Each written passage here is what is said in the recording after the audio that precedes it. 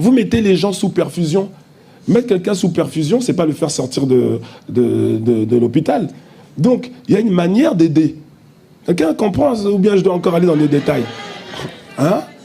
Il y en a, on vous met la pression. On vous met la pression pour dire si tu n'envoies pas telle somme tous les mois, tu dois faire le WU, quoi encore?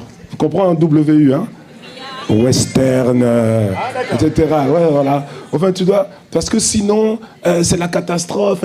Mon ami, et si tu perdais ton boulot? Ben, laisse-moi te dire qu'ils vivront toujours. Hein? Ah bah, d'accord? Donc, on fait avec ce qu'on a.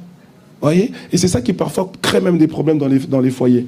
Voilà un jeune couple qui se marie, et puis on met la pression. Peut-être ça peut être côté du monsieur ou côté de la dame. On met la pression, la famille là-bas met la pression pour dire tu dois nous envoyer voilà, notre perfusion mensuelle. Hein, on dit ça, bon, on dit ça à l'homme, et lui, il le fait. Maintenant, madame dit oui, mais attends, on a quand même un foyer.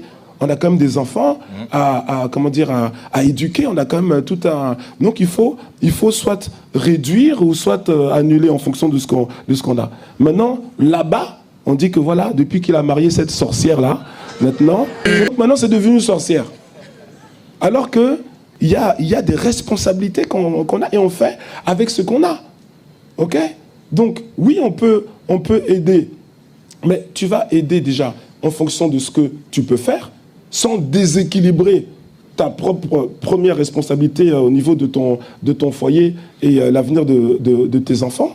Donc ça, c'est la première chose, en fonction de ce que tu as. Parce que même si on te met la pression, mais imagine que tu ne travailles pas. Tu vas voler? Mais alors,